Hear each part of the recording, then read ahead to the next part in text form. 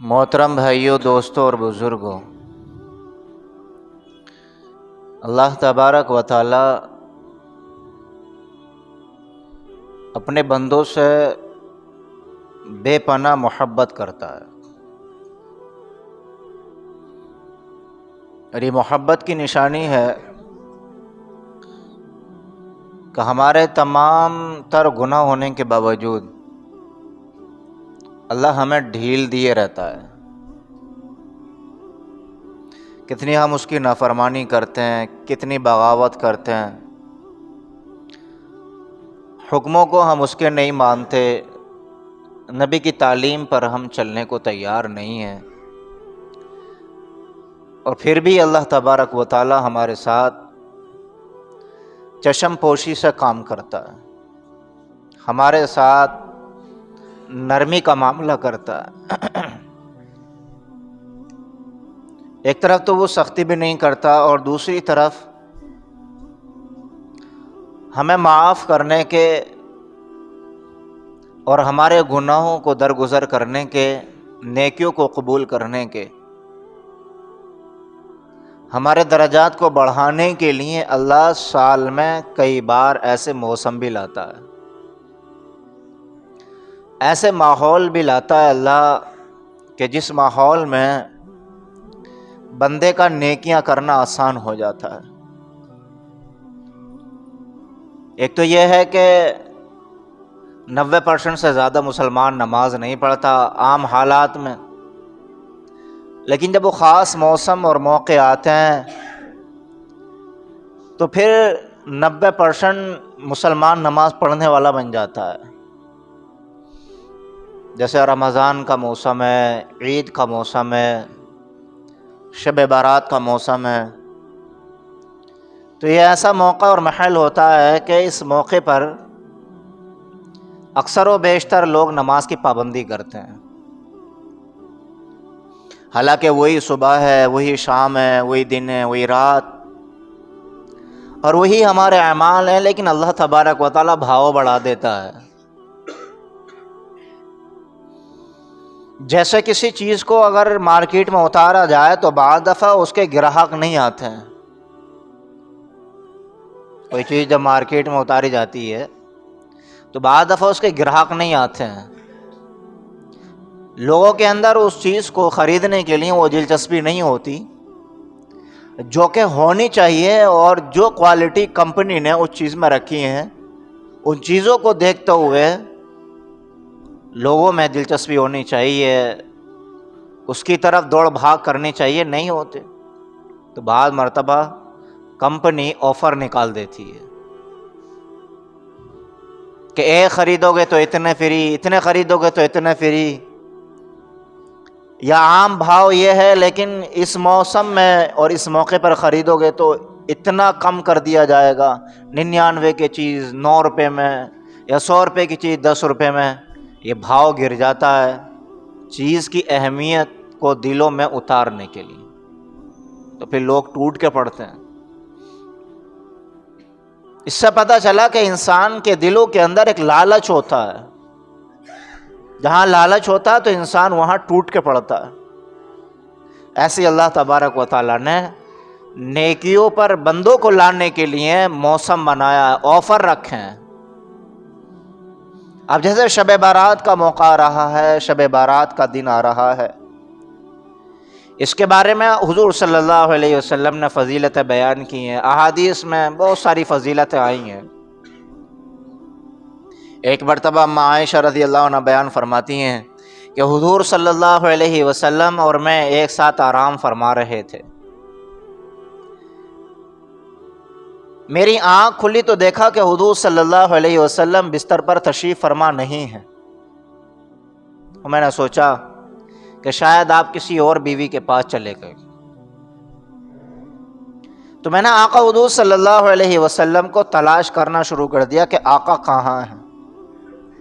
گھر میں دیکھا، گھر میں نہیں ہیں، جہاں آپ بیٹھتے ہیں وہاں نہیں ہیں، جہاں عبادت ہوتی ہے وہاں بھی نہیں ہے، کہیں نظر نہیں آئے مجھے۔ چونکہ جنت البقیع قبرستان جو مدینے میں ہے وہ حضور صلی اللہ علیہ وسلم کے گھر سے ملا ہوا تھا۔ ام عائشہ رضی اللہ عنہ فرماتی ہیں کہ میں نے حضور صلی اللہ علیہ وسلم کو دیکھا تو آقا حضور صلی اللہ علیہ وسلم قبرستان میں کھڑے ہو کر کے دعا فرما رہے ہیں، قبرستان کے مرحومین کے لیے دعا فرما رہے ہیں، آپ اپنی امت کے لیے دعائیں فرما رہے ہیں۔ تو میں نے یہ جب منظر دیکھا تو میں دوڑ کر کے اپنے گھر میں ہی آ گئی۔ پیچھے سے حضور صلی اللہ علیہ وسلم بھی تشریف لے آئے اور میرے سانس پھولنے کو حضور صلی اللہ علیہ وسلم نے محسوس کر لیا، کیونکہ میں جلدی میں گئی تھی، جلدی میں واپس آئی تو میرا سانس اوپر نیچے ہو رہا تھا۔ عائشہ رضی اللہ عنہ سے آقا حضور صلی اللہ علیہ وسلم نے بیان فرمایا، آقا نے فرمایا عائشہ تمہارا سانس پھول رہا ہے، تم کہیں سے دوڑ کے آئی ہو، ماجرا کیا ہے؟ تو عائشہ رضی اللہ عنہ نے پوری کہانی سنا دی۔ تو حضور صلی اللہ علیہ وسلم نے ارشاد فرمایا عائشہ آج شعبان کی 14ویں رات ہے، آج شعبان کی 14ویں رات ہے، اور آج کی رات اللہ تبارک و تعالی اپنے بے شمار لوگوں کی مغفرت فرماتا ہے، جسے ہم اور آپ شب برات کہتے ہیں۔ اصل میں شب برات نہ آپ کو یہ لفظ قرآن میں ملے گا نہ حدیث میں ملے گا، شب برات کوئی سی کتاب میں آپ کو نہیں ملے گا۔ یہ تو شب برات ہم اور آپ اور عام مسلمان کہنے لگے اس وجہ سے کہ برات کے معنی چھٹکارے کے آتے ہیں، نجات پانے کے آتے ہیں، رہا کرنے کے آتے ہیں برات کے معنی۔ یہ برات والی نہیں ہے جو ہم نکاح کے موقع پہ برات لے کے جاتے ہیں، یہ والی برات نہیں ہے۔ یہ برات میں نے بتایا نا کائے کے معنی میں آتی ہے، چھٹکارے کے معنی میں، رہائی کرنے کے معنی میں، آزاد کرنے کے معنی اس کے آتے ہیں، اور شب کے معنی رات کے آتے ہیں۔ تو اب اس کا پورا مطلب یہ ہو گیا کہ آزادی کی رات، رہا کر دینے کی رات، چھوڑ دینے والی رات، کیونکہ اللہ تبارک و تعالی اس رات میں اپنے گناہگار بندوں کو جہنم سے آزاد فرماتا ہے۔ اس رات میں اللہ تبارک و تعالی کا عام معافی کا اعلان ہوتا ہے، اور ایک حدیث شریف میں آقا حضور صلی اللہ علیہ وسلم نے فرمایا کہ اس رات میں اللہ تبارک و تعالی جو نچلا والا آسمان ہے اس آسمان پر جلوہ افروز ہوتا ہے اور اعلان کرتا ہے حل من مستغفرن، کیا ہے کوئی توبہ مانگنے والا، کیا ہے کوئی روزی طلب کرنے والا، کیا ہے کوئی اولاد مانگنے والا، کیا ہے کوئی نجات پانے والا مصیبتوں سے، پریشانیوں سے؟ جو بھی آج کی رات مجھ سے کچھ مانگے گا میں اس کی جھولی بھر دوں گا، اللہ یہ اعلان فرماتا ہے۔ تو یہ فضیلت اس رات کی ثابت ہے، لیکن کچھ لوگ ایسے بھی ہیں کہ اس رات کو مانتے ہی نہیں ہیں بالکل۔ کچھ لوگ ایسے بھی ہیں جو یہ کہتے ہیں کہ یہ کچھ نہیں ہے، یہ بھی عام رات ہے، ثواب عبادت کرو یا نہ کرو، کچھ کرو یا نہ کرو، عام راتوں کی برابر اس کا مقام و مرتبہ ہے۔ وہ لوگ بھی غلطی پر ہیں بیچارے، ان کے سامنے حدیثیں نہیں ہوتی، ان کے سامنے قرآن کی منشا نہیں ہوتی، ان کے سامنے شریعت کی منشا نہیں ہوتی، تو اس رات کی فضیلت کا سرے سے انکار کر دیتے ہیں۔ اور کچھ لوگ ایسے بھی ہیں کہ اس رات کو اتنا بڑھاوا دے دیا، اتنا بڑھاوا دے دیا کہ اس رات کے جاگنے کو، اس رات کے عبادت کرنے کو، اس رات کے جلسے جلوس کرنے کو، اور اس رات میں نفل نماز پڑھنے کو کچھ لوگ یہ کہنے لگے کہ فرض ہے، کچھ لوگ کہنے لگے کہ واجب ہے، کچھ لوگ کہنے لگے کہ کریں گے تو ٹھیک ہے اور نہ کریں گے تو گناہ گار ہوں گے۔ کچھ لوگوں نے اتنا بڑھاوا دے دیا۔ ہم کہتے ہیں اہل سنت والجماعت کا مشرب یہ ہے، اہل سنت والجماعت کا مسلک یہ ہے، اور ہمارا نظریہ یہ ہے کہ بھئی ایسا بھی نہیں جیسے تم کہتے ہو اور ایسا بھی نہیں جیسے وہ کہتے ہیں۔ ہم تو یہ کہتے ہیں کہ حضور صلی اللہ علیہ وسلم سے اس رات عبادت کرنا ثابت ہے، لیکن حضور صلی اللہ علیہ وسلم نے کسی کو حکم نہیں دیا ہے۔ آقا حضور صلی اللہ علیہ وسلم نے اس مہینے میں کثرت سے روزے رکھے ہیں، اتنا کثرت سے روزے رکھے ہیں، آپ کی بیویاں فرماتی ہیں کہ اتنے روزے رکھے اس مہینے میں، اتنے روزے رکھے، ایسا لگتا تھا کہ رمضان کا مہینہ روزوں کا نہیں بلکہ شعبان اور رمضان دونوں یہ مہینے روزوں کے ہی ہیں۔ لیکن حضور صلی اللہ علیہ وسلم ان دونوں مہینوں میں گیپ کرنے کے لیے آخر کی جو تاریخ ہوتی تھی شعبان کی، اس میں آپ روزے رکھا نہیں کرتے تھے. تو اس مہینے میں بہت کثرت سے روزہ رکھا کرتے تھے. اور اس مہینے میں کثرت سے روزہ رکھنے کی ایک وجہ یہ بھی تھی کہ رمضان کی تیاری کرنا. کیا کرنا؟ کوئی عبادت اگر کرنا ہو تو اس کے لیے تیاری ہوتی ہے نا. ہم نماز پڑھنے کے لیے آئے تو نہا کے آئیں، اچھے کپڑے پہن کے آئیں، وضو کر کے آئیں، کچھ چل کے بھی آئے ہیں، کچھ وقت نکال کر کے بھی آئے ہیں. تو یہ ایک محنت ہے. اور جس عبادت کے لیے ذہن بنا لیا جاتا ہے عملی طور پر، ذہنی طور پر اس عبادت کا کرنا بندے کے لیے آسان ہو جاتا ہے. اور جس عبادت کے لیے بندہ تیار نہیں ہوتا نا عملی طور پر، ذہنی طور پر، تو بندہ عبادت تو کرتا ہے لیکن سرسری طور پر عبادت ہوتی ہے.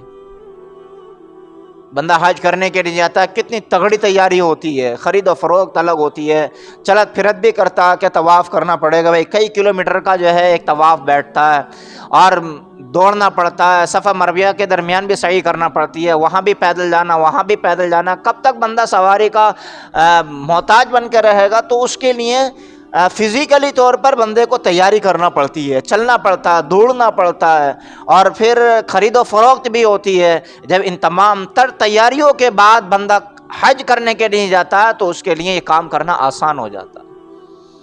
بھی آپ نے دیکھا ہوگا ایک آدھ سال پہلے پیدل حج کرنے کے لیے گیا تھا نا وہ کیرل کا نوجوان، تو ایسا نہیں ہے کہ اس نے اپنا بوریا بستر اٹھایا اور چلنا شروع کر دیا، بلکہ 3-4 مہینے سے اس نے چلنا شروع کیا تھا، اور 10-10 12-12 کلومیٹر روزانہ چلا کرتا تھا وہ.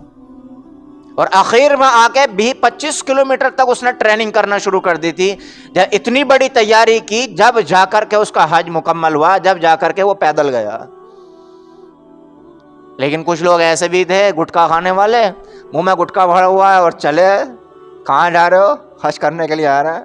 نہ ویزا ہے، نہ پاسپورٹ ہے، کچھ بھی نہیں. کہاں گئے وہ؟ پتہ ہی نہ کہاں حج کرنے گئے، پتہ نہیں کہاں گئے وہ. راستے میں سے ہی غائب ہو گئے. جبرائیل علیہ السلام نے لے آ کر وہاں چھوڑ دیا ان کو، پتہ نہیں کہاں چلے گئے وہ بغیر تیاری کے ہی نکلے بیچارے. نہ ان کا کوئی تیاری، نہ کوئی ان کا ارادہ، بس ایسا ہی. لیکن یہ بندہ تیاری کرنے گیا تو آسانی کے ساتھ حج ہو گیا اس کا. تو ایسے ہی حضور صلی اللہ علیہ وسلم شعبان کے مہینے میں، یہ جو مہینہ چل رہا ہے، اس مہینے میں کثرت سے روزہ رکھا کرتے تھے. کیوں؟ تاکہ رمضان میں روزے رکھنا آسان ہو جائے، رمضان میں عبادت کرنا آسان ہو جائے. اور ہم کیا کرتے ہیں اس مہینے میں؟ اور تگڑا ہو کر کے کھاتے ہیں. 3 ٹائم کھانا چاہیے تو 4 ٹائم کر دیتے ہیں. ہمارا مزاج یہ ہے. اور جب تگڑا ہو کر کے کھاتے ہیں تو انہی کے لیے رمضان کے روزے مشکل ہو جاتے ہیں کہ خوب کھایا، خوب پیا، تو جیسی عادت بن گئی تو پھر عادت تو رمضان میں بھی چاہیے، لیکن کیا کریں، روزہ کھا نہیں سکتے. تو صبح سے لے کر کے شام تک انصر پارٹی دے کر کے پڑ جاتے ہیں. کوئی بول مت جائیو، کوئی بات مت کر لیو، نہ تو اس کی خیر نہیں ہوگی. پھر یہ حال ہے ہمارا. تو حضور صلی اللہ علیہ وسلم رمضان کی تیاری 2-2 ڈھائی 3 مہینہ پہلے سے کرنا شروع کر دیا کرتے تھے. اور ایک حدیث شریف میں حضور صلی اللہ علیہ وسلم نے فرمایا یہ بڑی برکتوں والا، بڑی رحمتوں والا مہینہ ہے، یہ مہمان ہے اللہ کا جو تمہارے پاس اللہ نے بھیجا ہے. شہر رمضان الذی انزل فیہ القرآن، رمضان میری امت کا مہینہ ہے. تو بہرحال میں یہ بتا رہا تھا کہ یہ جو شب برات ہے، اس رات کی بڑی فضیلت حضور صلی اللہ علیہ وسلم نے بیان فرمائی. ایک قبیلہ تھا عرب میں، اس کا نام تھا بنو کلب.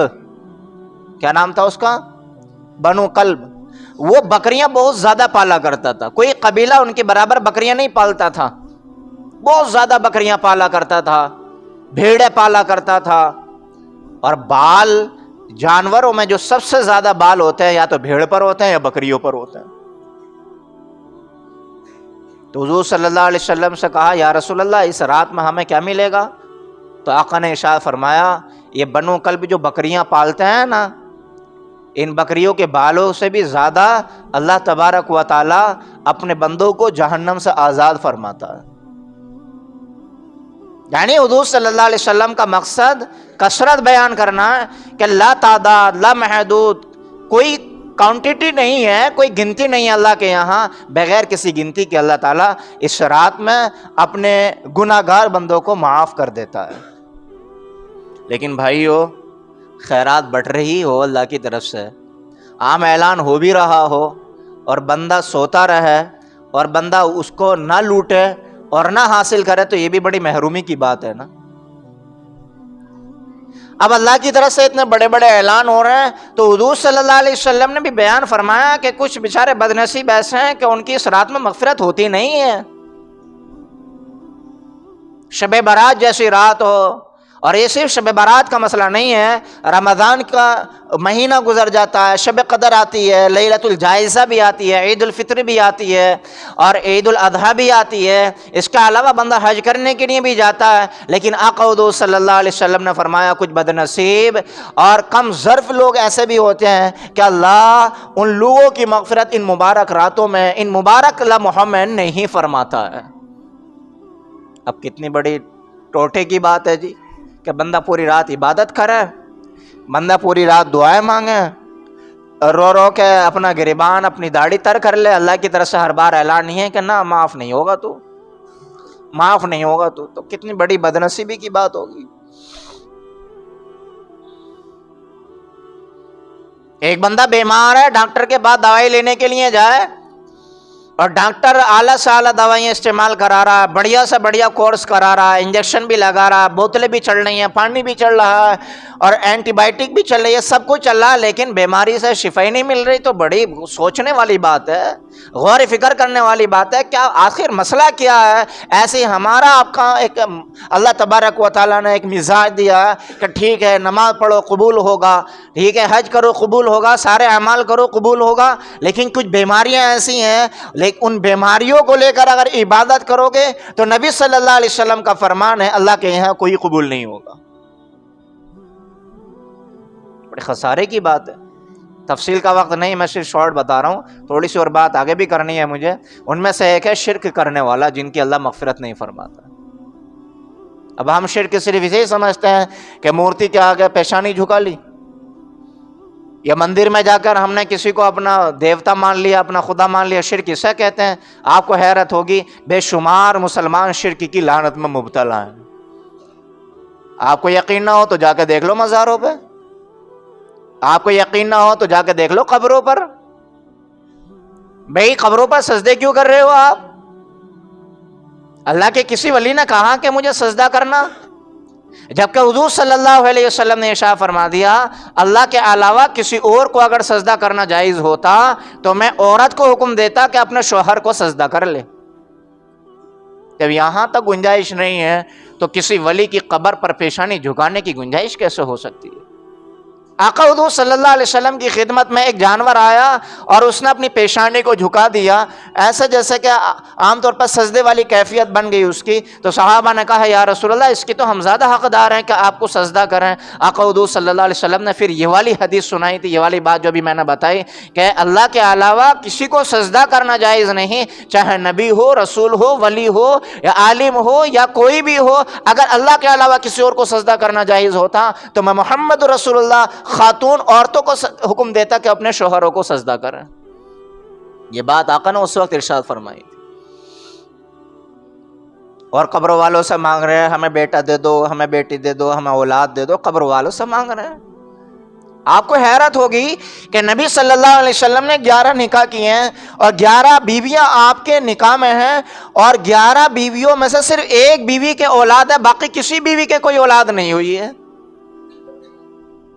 خدیجہ رضی اللہ عنہ سے اولاد ہوئی ہے، 4 بیٹیاں بیٹے۔ حضور صلی اللہ علیہ وسلم کی دوسری بیویوں سے کوئی اولاد نہیں ہے، ایک باندھی تھی ماریا قبطیہ، ایک بیٹا اس سے ہوا ہے، باقی کسی بیوی سے کوئی اولاد نہیں، نہ عائشہ رضی اللہ عنہ سے کوئی اولاد ہے، نہ حفصہ رضی اللہ عنہ سے کوئی اولاد ہے، باقی 10 بیویوں سے کوئی اولاد نہیں ہے۔ دیکھو اگر انسان کے اپنے ہاتھ میں یا پیغمبر کے اپنے ہاتھ میں اولاد دینا لینا ہوتا تو حضور صلی اللہ علیہ وسلم کے یہاں اولاد نہ ہوتی۔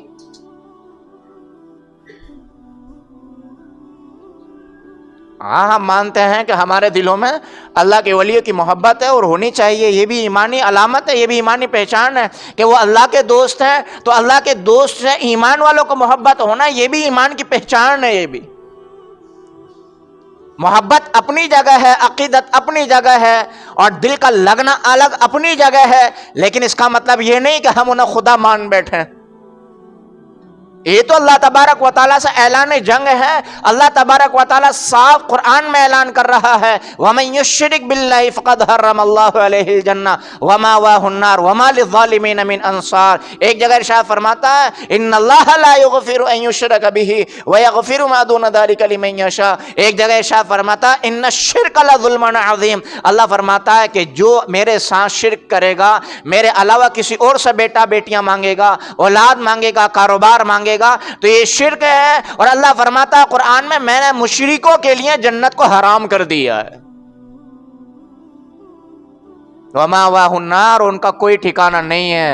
وَمَا لِلظَّالِمِينَ مِنْ أَنصَارٍ. اور إِنَّ الشِّرْكَ لَظُلْمٌ عَظِيمٌ، شرک بہت بڑا ظلم ہے اور ظالموں کا کوئی مددگار نہیں ہوتا. تو جو مشرک ہوتا ہے اللہ اس کی بھی مغفرت نہیں فرماتا ہے. اور دوسرے نمبر پر ماں باپ کا نافرمان، ماں باپ کا جو نافرمان ہوتا ہے اس کی بھی اللہ مغفرت نہیں فرماتا.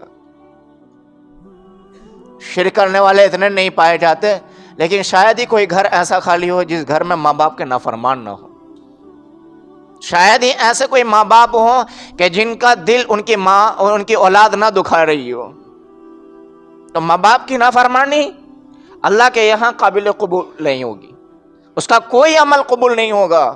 ایک جنازے میں حضور صلی اللہ علیہ وسلم گئے، آقا نے جنازے کی نماز پڑھائی، جنت البقیع میں ہیں، سارے صحابہ موجود ہیں. آقا فرما رہے ہیں دیکھو بھئی، جن سے ان کے ماں باپ ناراض ہیں نا، اللہ بھی ان سے ناراض ہے. اور حضور صلی اللہ علیہ وسلم نے فرمایا کہ جن کے ماں باپ ناراض ہیں ان سے اللہ نہ ان کا فرض قبول کرتا ہے، نہ واجب قبول کرتا ہے، نہ نفل عبادت قبول کرتا ہے. اس سے زیادہ درجے کی اور کیا بات ہوگی؟ اگر ماں باپ کافر بھی ہیں پھر بھی ہمیں اجازت نہیں ہے کہ ان کی شان میں گستاخی کر دیں ذرا برابر. اس سے زیادہ اور کیا بات ہو سکتی ہے؟ تو ماں باپ کا نافرمان ہو اللہ اس کی بھی مغفرت نہیں فرماتا ہے. زنا کرنے والا ہو اللہ اس کی بھی مغفرت نہیں فرماتا ہے. زنا کرنے والا اللہ اس کی بھی مغفرت نہیں فرماتا ہے، چاہے مرد ہو یا عورت ہو، چاہے شادی شدہ ہو یا کنوارا ہو. جو اس گناہ میں مبتلا ہوگا اللہ کے یہاں کوئی معافی نہیں ہوگی اس کی. آج اتنا بڑا وبال پھیلا ہے، اتنا بڑا وبال پھیلا ہے زنا کاری کا، بہت زیادہ وبال پھیلا، بہت زیادہ حالات خراب ہیں، بہت زیادہ. لوگ ہمارے پاس آ کر کے کہتے ہیں کہ اپنے بچوں کی کہانیاں سناتے ہیں، بچے کی یہ حالت ہے، یہ حالت ہے، شادی کرنے کا بندوبست نہیں ہے. جب ہم سادے نکاح سے دور بھاگتے ہیں تو پھر زنا آسان ہو جاتا ہے. دکانیں کھل رہی ہیں، زنا کے اڈے کھل گئے، کوٹھے کھل گئے، سب کو پتا ہے، بتانے والی باتیں نہیں ہیں. اور مسلم نوجوان وہاں پہ ٹولے کے ٹولے جا رہے ہیں، مسلمان جا رہے ہیں، مسلمان لڑکے جا رہے ہیں. حضور صلی اللہ علیہ وسلم نے بیان فرمایا کہ جب ایمان والا زنا کرتا ہے نا تو اس کے سینے سے ایمان نکل کے ایک طرف کھڑا ہو جاتا ہے، اور وہ ایمان اس کے اوپر لعنت کرتا رہتا ہے کہ اللہ کی تیرے اوپر لعنت ہو، دنیا کی تیرے اوپر لعنت ہو، بس کر. جب تک وہ زنا میں مبتلا رہتا ہے، جب تک ایمان اس کے سینے سے خالی رہتا ہے. اور اگر اسی حالت میں موت آ گئی تو اللہ معاف کرے، کفر پر موت آئی تھی. حضور صلی اللہ علیہ وسلم نے فرمایا جس حالت میں مرتا ہے انسان اسی حالت میں وہ اٹھایا جاتا ہے. تو یہ لعنت بڑی مبتلا ہو رہی ہے، بہت زیادہ. ایسے کیس ہیں آپ کو حیرانی ہو گئی کہ شادی شدہ ہیں پھر بھی اس گندگی میں مبتلا ہیں. شادی شدہ ہونے کے باوجود بھی دھڑلے سے اس گناہ کو کر رہے ہیں اور عیب نہیں سمجھتے، اور دوستوں میں بڑی ہنس مکھ کر کے، دوستوں میں بڑی خوش مزاجی کے ساتھ بیان کرتے ہیں کہ جی میں نے تو رات ایسا کیا، میں نے تو رات ایسا کیا. تو یہ زنا کا جو گناہ ہے نا بڑا خطرناک ہے. دنیا میں بھی وبال پڑتا ہے اس کا، اور آخرت میں وبال تو بڑا خطرناک ہے اس کا. رزق کی تنگی آ جاتی ہے، بدن بیمار ہو جاتا ہے، بدن نڈھال ہو جاتا ہے، سماج میں کوئی عزت نہیں ہوتی ہے ایسے لوگوں کی جو زنا میں مبتلا ہوتے ہیں. چاہے کسی کو پتا ہو یا نہ ہو، فیصلے تو اللہ کی طرف سے ہوتے ہیں نا. تو ایک زانی ہے جس کی اللہ ایسی مبارک رات میں بھی مغفرت نہیں فرماتا. رشتہ داری توڑنے والا بھی ایسا ہے کہ جس کی مغفرت اللہ نہیں کرتا ہے. رشتے داری توڑنے والا. آج دیکھ لو ہمارا حال کیا ہے, کسی کی چچا سے نہیں بنتی اور کسی کی اماں سے نہیں بنتی, کسی کے ابا سے ٹوٹی ہوئی ہے, کسی کی خالہ سے ٹوٹی ہوئی ہے, کسی کی پھپھو سے ٹوٹی ہوئی ہے, کسی کی خالو سے نہیں ہے, کسی کی سمدھی سے نہیں ہے, اور کسی کی داماد سے نہیں ہے, کسی کی سسر سے بنی ہوئی نہیں ہے, اور کسی کی بیوی سے نہیں, اور کسی کی شوہر سے نہیں, اور کسی کی کسی سے نہیں, کسی کی کسی سے نہیں, اور پھر مانگ رہے ہیں دعائیں. یاد رکھنا اللہ کے نبی کا فیصلہ ہے, جو رشتے داری توڑنے والا ہوگا اللہ اس کی کوئی دعا قبول نہیں کرتا ہے. حضور صلی اللہ علیہ وسلم نے ارشاد فرمایا کہ جو رشتے داری توڑنے والا ہوگا وہ جنت میں داخل نہیں ہوگا, اس کا کوئی عمل قبول نہیں ہوگا جب تک وہ اپنے گناہوں سے توبہ نہ کر لے. شراب پینے والے کی بھی اللہ اس رات مغفرت نہیں فرماتا ہے. شراب کا نشہ کتنا عام ہوتا چلا جا رہا ہے, گولیوں کا نشہ, ڈرگس کا نشہ, افیم, گانجا, اور اسی طرح سے بھنگ کی پکوڑیاں, سگریٹ ان میں بھر کے پی رہے ہیں, گولیاں کھا رہے ہیں, اور رات کو 2 بجے تک گھر سے دور رہتے ہیں, دوستوں میں بیٹھ رہے ہیں, خوب نشے کی محفلیں جم رہی ہیں. یہ سب کرنے والے کون ہیں؟ یہ مسلمان ہیں. شب برات جیسی مقدس رات میں بھی اللہ تبارک و تعالیٰ کی طرف سے ان کی مغفرت نہیں ہوتی ہے. نشہ تو صرف اس کو ہی سمجھتے ہیں نا لوگ کہ جی ہم کون سا شراب پی رہے ہیں, سوکھا نشہ ہی تو کر رہے ہیں. یہ سوکھا نشہ شراب سے بھی زیادہ خطرناک ہے کہ نا جی ایسا؟ تو شرابیوں کی بھی, بیوڑوں کی بھی اللہ کی مغفرت نہیں ہوتی ہے. شب برات جیسی مقدس رات میں, رمضان میں, لیلۃ الجائزہ میں, عید الفطر میں, عید الاضحیٰ میں.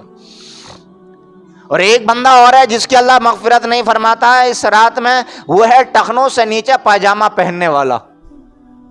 ٹخنوں سے نیچے پاجامہ پہننا مردوں کے لیے یہ حرام ہے, اور نبی صلی اللہ علیہ وسلم نے کبھی بھی اور کسی بھی صحابی نے بھی ٹخنوں سے نیچے پاجامہ نہیں پہنا. یہ بڑا گناہ ہے. بخاری کی بھی روایت ہے, مسلم شریف میں بھی یہ روایت ہے, ما اسفل من الکعبین من الازار ففی النار, کہ جس بندے کا پاجامہ یا پینٹ یا اسی طریقے سے تہمن ٹخنوں سے نیچے ہوتا ہے, اللہ تبارک و تعالیٰ اسے دوزخ میں جلائے گا. اب کچھ لوگ بڑی چالاکی کرتے ہیں, کچھ لوگ اپنی نماز سے باہر کی زندگی میں تو پاجامہ ٹخنوں سے نیچے رکھتے ہیں, جیسے نماز میں آتے ہیں نا ایک دم اوپر کو سرکا لیتے ہیں. نماز سے باہر جاتے ہیں تو پھر نیچے کو سرکا لیتے ہیں. تو نماز سے باہر ٹخنا سے نیچے پاجامہ لٹکانا جائز ہے؟ حضور صلی اللہ علیہ وسلم نے تو نہ فرمایا ایسا کہیں بھی کہ بھئی نماز سے باہر تو ٹخنوں سے نیچے کر لیو, اور نماز میں جاؤ تو پھر جو ہے اس کو اوپر کر لیو. پھر اس پر بھی عجیب عجیب فتوے نکل کے آئے کہ اگر کوئی اوپر کو اپنا فولڈ کر لے گا پاجامہ یا پینٹ تو اس کی نماز ہی نہیں ہوگی. ایسے عجیب فتوے بھی نکل کے آئے پھر. حالانکہ ایسا کوئی فتویٰ نہیں ہے. لوگوں نے اپنی ٹی آر پی بڑھانے کے لیے, اپنے ویورز بنانے کے لیے ایسی ایسی ویڈیو بنا کر کے سوشل میڈیا پہ ڈالی ہیں, ہمارے پاس بھیجی انہوں نے. تو پاجامہ نماز کے اندر ہو یا باہر ہو, ٹخنوں سے نیچے ہر حال میں گناہ کبیرہ ہے. تو اس گناہ سے بچنا چاہیے. جو ایسا کرنے والا ہوگا اللہ اس کی ایسی رات میں بھی مغفرت نہیں فرمائے گا. تو اس گناہ سے بچنا چاہیے. اب ایسی مبارک رات اور ایسے لوگوں کی مغفرت نہ ہو عبادت کرنے کے باوجود بھی, تو بڑے گناہ کی بات ہے نا بھائی. اللہ کرے اس محفل میں, اس مجلس میں کوئی ایسا نہ ہو. بھائی اگر کوئی ہے تو اللہ کے گھر میں آج سچی پکی توبہ کر کے اٹھیں کہ انشاءاللہ ہم آج کے بعد ایسا گناہ نہیں کریں گے. اللہ عمل کی توفیق عطا فرمائے. ابھی رک جاؤ, تھوڑا سا بیٹھے رہو. شب بارات میں کیا کرنا چاہیے بھئی؟ رات میں جتنی چاہے آپ عبادت کر لو, کوئی پابندی نہیں ہے کہ آپ کو 1000 نفل پڑھنے ہیں, 12000 نفل پڑھنے ہیں, کوئی پابندی نہیں ہے. جتنا چاہے پڑھ لو, جہاں چاہے پڑھ لو, جگہ کی بھی پابندی نہیں ہے. کوئی سی بھی عبادت کر لو, کسی بھی عبادت کو خاص مت سمجھو اس رات میں. چاہے صلاۃ تسبیح پڑھ لو, چاہے قرآن پڑھ لو, چاہے درود و سلام پڑھ لو, چاہے درود شریف پڑھ لو, چاہے قرآن کی تلاوت کر لو, چاہے بیٹھے بیٹھے اللہ کر لو, چاہے لیٹے لیٹے اللہ کر لو. جیسا چاہے اور جتنی چاہے اور جو چاہے عبادت کر لو اس رات میں. نبی صلی اللہ علیہ وسلم کی طرف سے کوئی فکسنگ نہیں ہے. ایک بات یہ ہو گئی. دوسری بات یہ ہو گئی کہ اگر کوئی پوری رات جا کر عبادت کر رہا ہے اور ایک بندہ پوری رات سو رہا ہے, عشاء پڑھ کے سویا اور اٹھ کے فجر پڑھ لی, اور ایک بندہ پوری رات جا کے عبادت کر رہا ہے اور ایسا سویا 3-4 بجے کا فجر غائب ہو گئی, تو پوری رات کی عبادت بیکار ہو گئی اس کی. اب اس سے اچھا تو وہ تھا کہ جو عشاء پڑھ کے سویا اور فجر اٹھ کر کے پڑھ لی اس نے, اس سے اچھا تو وہ ہے. تو ایسا بھی نہ جاگیں کہ بھئی فجر ہی گول ہو جائے کہ پتہ چلا ہم نے تو سارے مسلمانوں پر اللہ میاں پر اور حضور پر احسان کر دیا, پوری رات جاگ کر لاؤ فجر کی غائب کرو, آج چھٹی ختم. تو فرض یہ فجر کی نماز فرض ہے, پوری رات جاگنا فرض نہیں ہے, واجب نہیں ہے. جاگو ٹھیک ہے, نہ جاگو کوئی مسئلہ نہیں ہے, کوئی گناہ گار نہیں ہے. جلسے جلوس بھی ہوتا ہے, جلسوں میں شریک ہو یا مت ہو, کوئی گناہ گار نہیں ہو. بعد دفعہ ایسا ہوتا ہے ہم جاگ رہے ہیں, جو نہیں جاگ رہے انہیں گروئی نگاہ سے دیکھ رہے ہیں, انہیں کمنٹ کر رہے ہیں میاں تم جاگے نہیں, ہم تو ماشاءاللہ کباب بھی کھا کے آئے, بریانی بھی کھا کے آئے, اور حلیم کی بھی دیگیں توڑ کے آئے. کیونکہ نوجوان کرتے ہیں نا ایسے پورے کے ٹولے گھومتے ہیں, ان کے پوری رات ادھر سے ادھر جو ہے نا فراٹے مارتے ہوئے انہیں ہو جاتا ہے موٹر سائیکلوں پہ, کبھی حافظ صاحب پہ جا رہے ہیں اور کبھی مولانا صاحب پہ جا رہے ہیں, کبھی جامع مسجد جا رہے ہیں اور کبھی اس والے پل پہ جا رہے ہیں, کبھی وہاں ہوٹل پہ جا رہے ہیں, اور کبھی وہاں چائے نوشی ہو رہی ہے, کبھی وہاں بریانی چل رہی ہے, کبھی وہاں حلیم ہو رہا. ہوتا نہیں ہوتا بھئی ایسا؟ اس یہ عبادت نہیں ہے, یہ خود بھی پریشان ہونا, دوسروں کو بھی پریشان کرنا. اس سے اچھا یہ ہے کہ میاں مٹھو عشاء پڑھ کے سو جا اور اٹھ کے آرام سے فجر پڑھ لو, اس میں اچھا ہی ہے تمہارے لیے.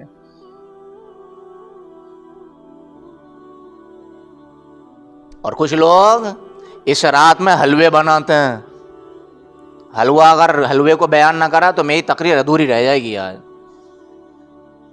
اور حلوے کی پلیٹ آپ کے گھر سے میرے گھر آ رہی ہے, میرے گھر سے آپ کے گھر آ رہی ہے. اور پھر یہ بھی کاؤنٹنگ ہوتی ہے عورتوں کے یہاں کہ پچھلے سال ان کے گھر سے نہیں آیا, اس کے گھر نہیں بھیجیں گے ہم حلوہ. جیسے کہ حلوہ بھی ایک عبادت ہے. بھائیو یہ حلوے کھانے کی رات نہیں ہے, یہ عبادت کے جلوے دکھانے کی رات ہے. ہم کھانے پینوں میں لگے, کچھ بھی بناؤ, کوئی عبادت نہیں ہے حلوے پلوے بنانا, نہ کھچڑے نہ کچھ, یہ عبادت کا درجہ نہیں ہے. اما عائشہ رضی اللہ عنہ کہتی ہیں کہ مجھے پتہ نہ چلا حضور صلی اللہ علیہ وسلم اٹھ کے چلے گئے اور یہاں ہم ڈھنڈورے پھیٹتے پھر رہے ہیں. تو نفل عبادت اس درجے کی ہونی چاہیے, کسی پر بوجھ نہ ہو, کسی کو پریشانی نہ ہو. اگر میری عبادت سے کسی کو پریشانی ہو رہی ہے اور میرے کچھ کرنے سے کسی کو پریشانی ہو رہی ہے تو یاد رکھنا یہ عبادت نہیں ہے, یہ بوجھ ہے, بوجھ. جبکہ ہمارا اپنا مسئلہ یہ ہے کہ جبکہ ہماری شریعت یہ, نبی کی تعلیم یہ ہے کہ تہجد کی نماز پڑھنے کے لیے بھی آقا حضور صلی اللہ علیہ وسلم اگر اٹھ رہے ہیں نا تو صحن میں ننگے پیر چل رہے ہیں. کیوں ننگے پیر چل رہے ہیں؟ کہیں ایسا نہ ہو میں چپل پہن کے چلوں, چپلوں کی آہٹ بیویوں کے کانوں میں پہنچ جائے اور بیویوں کی نیند خراب ہو جائے. حضور صلی اللہ علیہ وسلم اتنی پابندی کر رہے ہیں اور ہم نفل عبادت ادا کرنے کے لیے یہ کہ ادھر سے ادھر کو موٹر سائیکل ہے دھوں دھاں, اور یہ پتہ نہیں کیا احوال ببال چل رہا ہے, حلوے بن رہے ہیں, سیٹیاں پک رہی ہیں, چل رہی ہیں, اور ادھر سے ادھر رات کو 12-1 بجے تک کھانوں کا تبادلہ ہو رہا اور عبادت کو بھول گئے بالکل. تو یہ جو بددینی ہے, اس بددینی نے ہمارے دین کو ختم کر کے رکھ دیا. اور یہ ایک بات اور بتا دوں میں آپ کو کہ اگر ہم گئے منڈی میں, کھڑے ہو گئے کام کرنے کے لیے, وہاں سے ہمیں مالک لے گیا اور کہا تمہیں یہ کام کرنا, ہم وہاں کام کریں نا, دوسرے کاموں میں لگ جائیں تو کام ہوگا پھر؟ ایسی آج ہمارا معاملہ ہو رہا ہے. عبادت تو ہم نے چھوڑ دی, جو عبادت نہیں تھی اس میں لگ گئے ہم. تو اسے بھائی ہو یہ کام کرنے کے ہیں جو میں نے بتا دی. کچھ لوگ ایسے ہوتے ہیں کہ وہ نفل پڑھے جا رہے ہیں, نفل پڑھے جا رہے ہیں, پڑھے ہی جا رہے ہیں, پڑھے ہی جا رہے ہیں, پڑھے ہوش ہی نہیں لے رہے. اور اگر ان سے پوچھو نا زندگی میں قضا نمازیں کتنی ہوئی ہیں تو ان کا پتہ نہ کتنی ہوئی ہیں. یعنی کہ جو نمازیں ادا ہونی ہیں ان کی پرواہ نہیں ہے, اور نفل نماز پڑھے جا رہے ہیں, اٹھا بیٹھا ہٹ جا, بول مت جائیو کوئی بھی. آج تو یہ جنید بغدادی کو بھی پیچھے چھوڑے گا, امام اعظم ابو حنیفہ کو بھی پیچھے چھوڑے گا. رات ایسی جاگے گا, یہ ایسی جاگے گا. اور اگر جب یہ فجر پڑھ کے بھی سو گا اور دن میں کوئی گھر میں بول گیا تو پھر اس کی خیر نہیں ہے. تمہیں پتہ نہیں ہے پوری رات میں نے جاگ کے عبادت کری, تمہیں شرم نہیں آ رہی؟ کئی جھگڑے ہو گئے ایسے ہی ہمارے سامنے آئے کہ پوری رات جاگے اور جب فجر پڑھ کے سوئے تو بچوں نے چیخنا چلانا. بچے تو سو رہے ہیں پوری رات, وہ پوری دن کیوں سوئیں گے؟ جب پوری رات بچوں کی نیند پوری ہو گئی تو پورے دن کیوں سوئیں گے بھائی وہ؟ تو بچوں نے شور شراب کیا تو میاں اٹھے اور بیوی پہ پھیر دیا کہ تم سے سنبھالا نہیں جا رہا. یہ دین نہیں ہے. یہ بچے کھیلیں گے, ان کا کھیل نہیں ان کی عبادت ہے, بس یہ سمجھ لیں. اگر ان کے کھیلنے پر پابندی لگائی جا رہی ہے تو ہم راستے سے بھٹکے ہوئے ہیں. ہم نے وہ راستہ اختیار نہیں کیا جو جناب محمد رسول اللہ صلی اللہ علیہ وسلم نے بیان فرمایا. آپ چاہے عبادت کریں نہ کریں, جلسے میں بیٹھیں نہ بیٹھیں, نفل پڑھیں نہ پڑھیں, یہ آپ کو پوری چھوٹ ہے، لیکن میں خاص طور سے ان لوگوں سے کہہ رہا ہوں جو نفل زیادہ پڑھتے ہیں کہ بھائی جو تمہاری فرض نمازیں قضا ہو گئی ہیں ان کو ادا کرنے کی کوشش کرو۔ اللہ یہ نہیں پوچھے گا کتنی نفل پڑھی تھی تو نے شب بارات میں، بتا چھپر والی مسجد میں، یہ نہیں پوچھے گا۔ اللہ یہ پوچھے گا تیرے اوپر اتنے سال سے نماز فرض ہو گئی تھی، اتنے وقت کی چھٹی ہے، تو یہ تو نے جو چھٹی ہوئی ہیں یہ ادا کیوں نہیں کری؟ جو فرض نماز قضا ہو گئی ہیں وہ صدقے کرنے سے معاف نہیں ہوں گی، اتنا کہنے سے معاف نہیں ہوں گی اللہ معاف کر دے، وہ پڑھنی پڑیں گی، ان کی قضا کرنی پڑے گی، ادا کرنی پڑیں گی۔ وہ اگر ادا ہو گئی تو ٹھیک ہے، نہیں ہوئی تو اللہ کے یہاں سوال ہوگا ان کے بارے میں۔ اب کرنی کیسے ہیں اس کا بھی ایک تفصیلی بیان ہے۔ جن صاحب کو اپنی نمازوں کی فکر ہے اور چاہتے ہیں کہ ہم ادا کر لیں تو بھائی وہ پرسنلی ملاقات کر کے بات معلوم کریں کہ انشاءاللہ ہم ادا کریں گے، بتائیے آپ کیسے ہو جائے۔ تو ٹھیک ہے بھائی، بات پوری سمجھ میں آ گئی۔